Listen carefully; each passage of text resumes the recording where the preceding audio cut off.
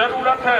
Hello दोस्तों, तो आज मेरे ब्लॉग में देखिए कि मधेपुर ब्लॉग पर आज सभी गरीबों, मजदूर, किसान सब विरोध किया सीओ वीडियो का, जो और गरीब मजदूरों ने माननीय प्रधानमंत्री जी मोदी जी पर भी विरोध किया। और ये क्रांतिकारी मजदूरों का आवाज़ है। आप लोग देखिए और ज़्यादा से ज़्यादा गरीबों के आंदोलन पर अगर हमला होगा वो सिर्फ वही नहीं, प्रतिकार उसी जगह पर नहीं होगा बल्कि बिहार विधानसभा के अंदर इसका प्रतिकार होगा। और आने वाले समय में अगर नवंबर के महीने में जो विधानसभा का सत्र चलेगा वो कॉमरेड राम नारायण के मुद्दे पर सवाल उठेगा और राहत के सवाल पर वहां सवाल जवाब किया जाएगा।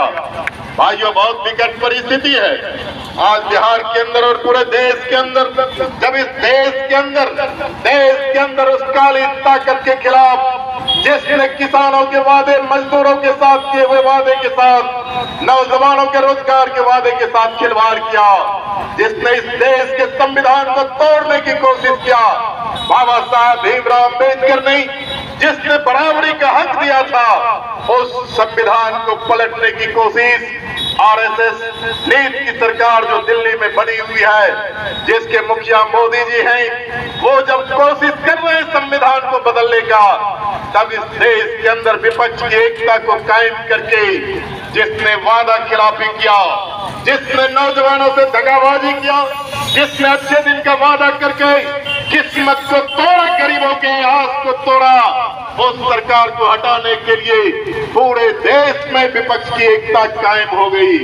ये संघर्ष चल रहा है और इसी बीच बिहार के अंदर भी आपको बताना चाहते कि हमारे साथियों ने कहा कि राहत तो एक क्षणिक सवाल है, बाढ़ आएगी उसमें राहत की मांग होगी, मांग हो ना हो, लेकिन सरकार की जिम्मेदारी बनती है जहां भी बाढ़ आया है उस इलाके में सभी बाढ़ पीड़ितों को मुआवजा सरकारी नियम के हिसाब से दे।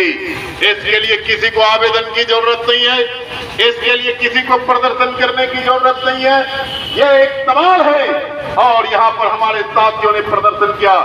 दूसरा सवाल है कि आप जानते हैं हम लोगों ने बिहार के अंदर जमीन के सवाल को चिन्हित किया था और हम लोगों ने महसूस किया इस बिहार के अंदर जिस पीटी एक्ट की चर्चा कॉमरेड ललन जी ने किया, उसमें सीलिंग एक्ट की भी चर्चा को जोड़ लीजिए कि बिहार में सीलिंग एक्ट कानून बना था और 70 में उस कानून को इस बिहार के अंदर लागू किया गया था।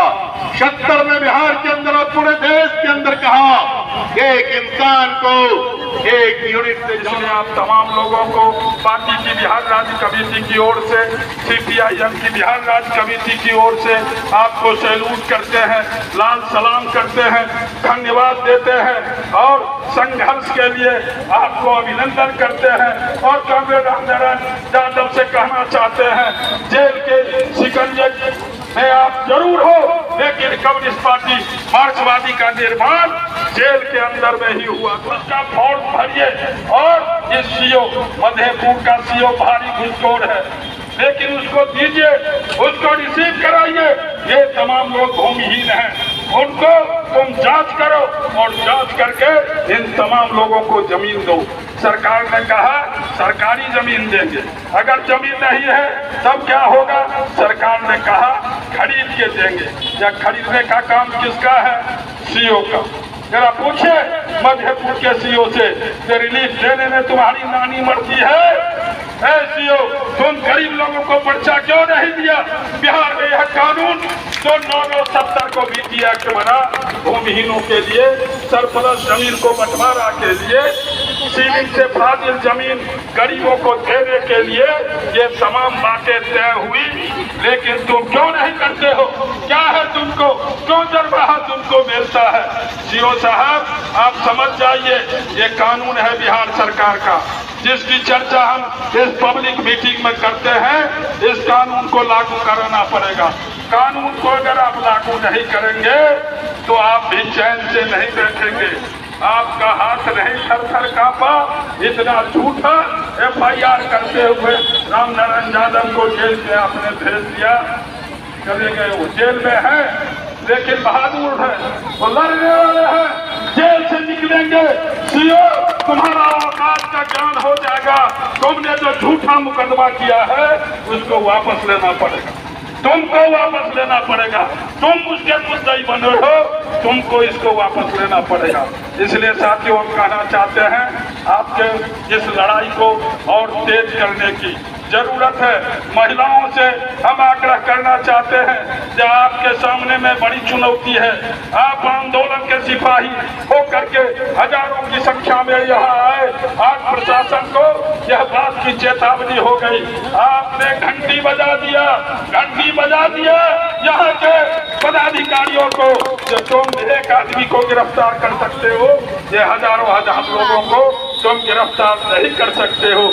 यह सामर्थ्य तुम में नहीं है।